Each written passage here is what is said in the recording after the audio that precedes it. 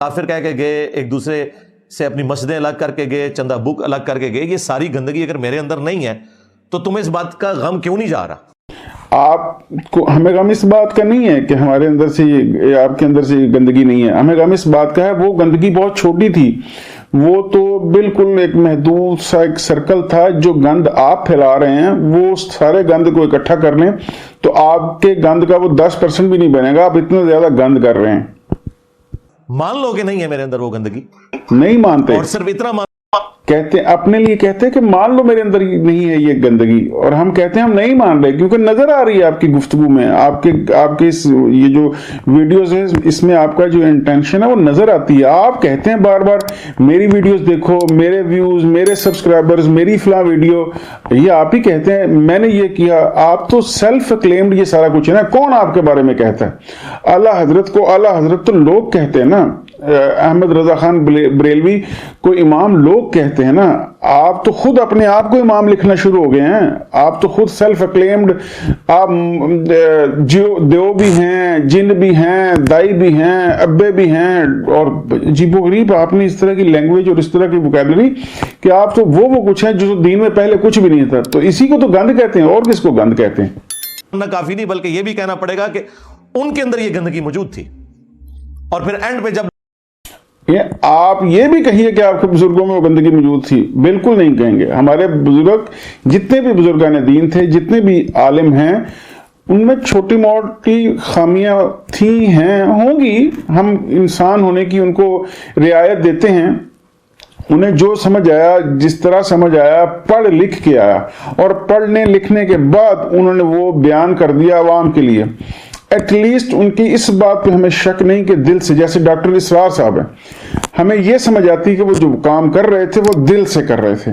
Doctor Zakir Naik جو کام کر رہے ہیں دل سے کر رہے ہیں، اس میں ان کا کہیں جھوٹ فریب شامل نہیں ہے۔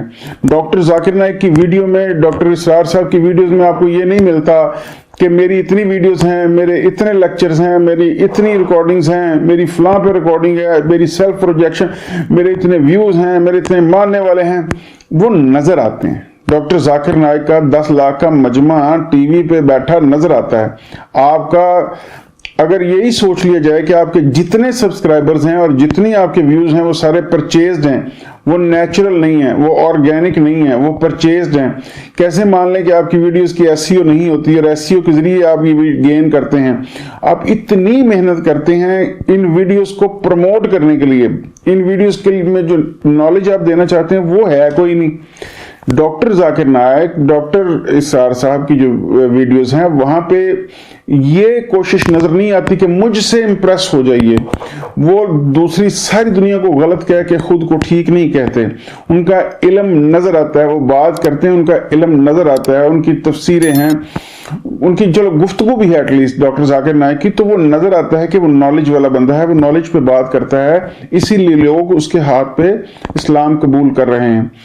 تو آپ اپنے علاوہ کسی اور کو کچھ نہیں سمجھتے، اس کو ہم کہتے ہیں خود پسندی، اور آپ اس بیماری کا بڑی شدت سے شکار ہیں۔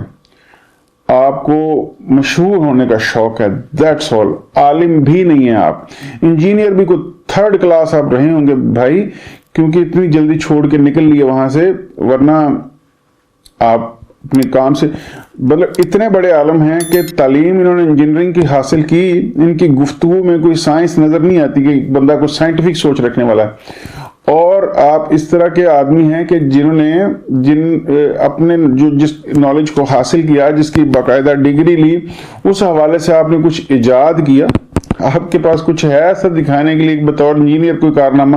یہ خالی خلی باتیں، نعرے، یہ تو فائنلی آپ یوٹیوبر ہیں، یوٹیوبر کے طور پر اچھی گفتگو کرتے ہیں اور اپنی ویڈیوز کو اچھا پروموٹ کرتے ہیں، that's all, nothing else, not even a single word, اس کے بعد کچھ بھی نہیں بھائی۔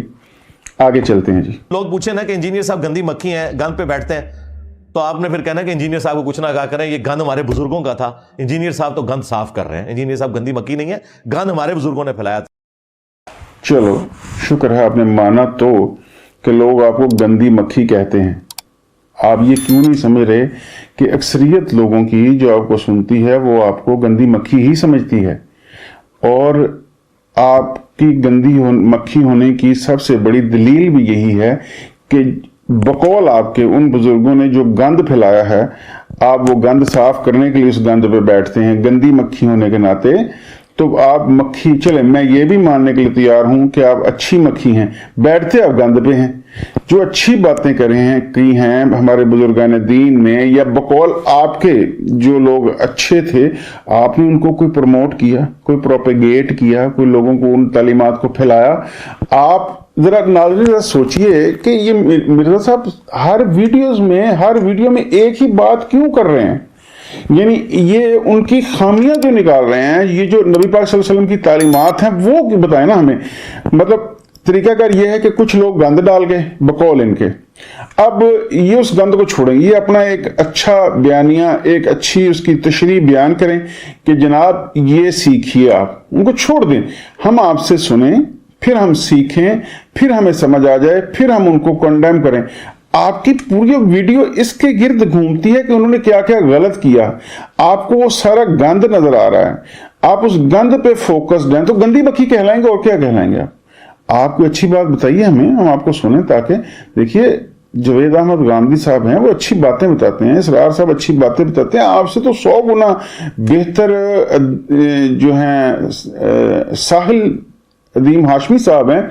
एटलीस्ट वो जो बात कर रहे हैं वो पढ़ी लिखी और लॉजिकल बात कर रहे हैं और अच्छी बात कर रहे हैं। मैं ये नहीं कह रहा कि उनकी हर बात से मुत्तफिक हूं, लेकिन एटलीस्ट उनकी गुफ्तगू में वो एक अच्छाई, एक पॉजिटिविटी, एक कोशिश नजर आती है कि वो दीन के हवाले से लोगों की इस्लाह करना चाह रहे हैं। कई लोगों को उनका एतराज होगा, कोई हो सकता है मुझे भी उनकी बात से कहीं मैं मुत्तफिक ना हूं, बस इतना, लेकिन वो पढ़े लिखे आदमी हैं, वो आपसे बहुत बेहतर हैं। मुफ्ती तारक मसूद साहब आपसे हद दर्जा बेहतर हैं, वो यूट्यूबर हैं लेकिन आलिम भी हैं। आपकी क्लास तो मतलब वो नासिर मदनी, और अब मैं क्या कहूं, उनको भी कहूंगा तो उनको भी बुरा लगेगा कि मैं किसके साथ उनको मिला रहा हूं। तो आप इस खाते में कहीं भी नहीं आते, आप सिर्फ एक यूट्यूबर हैं। और हाँ, कंपेयर किया जा सकता है आपको, बल्कि मैं उनका भी नाम लूंगा तो फिर वो बुरी बात हो जाएगी, हम उस तरफ नहीं जाते, बस हम ये कहते हैं कि आप गलत हैं। कसूर इंजीनियर साहब का नहीं, कसूर हमारे बुजुर्गों का है।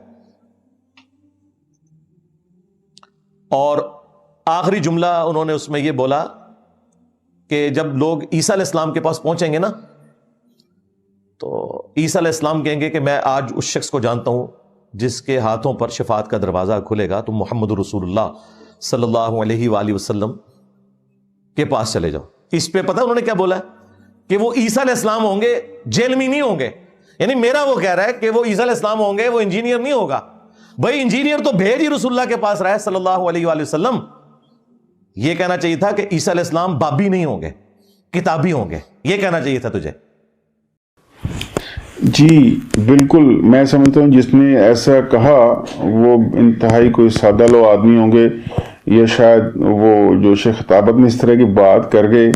यानी आप ये कहें कि वो ईसा अलैहिस्सलाम होंगे, जेल भी नहीं होगा, तो मैं उस बंदे के सदके जाऊं जिसने ये कंपैरिजन किया। तो ज़ाहिर ईसा अलैहिस्सलाम क्यों बाबी होंगे, वो खुद बाबे हैं, वो खुद किताबी हैं, तो उनको क्या ज़रूरत है इस तरह कहने की। और आप कहाँ खड़े होंगे, आप तो उस वक़्त उस ग्रोह में होंगे जिनको मार पड़ी होगी, आपसे क्यों कोई पूछने आएगा। और आप कौन होते हैं लोगों को उधर भेजने वाले? जो सच्चाई के रास्ते पे लोग हैं वो उधर ही जाएंगे इंशाल्लाह, और उसमें आपका कोई कंट्रीब्यूशन नहीं होगा, हो नहीं सकता। बुराई का कंट्रीब्यूशन नहीं हो सकता अच्छाई में, वो अच्छाई वाले लोग खुद ही अच्छाई की तरफ जाएंगे।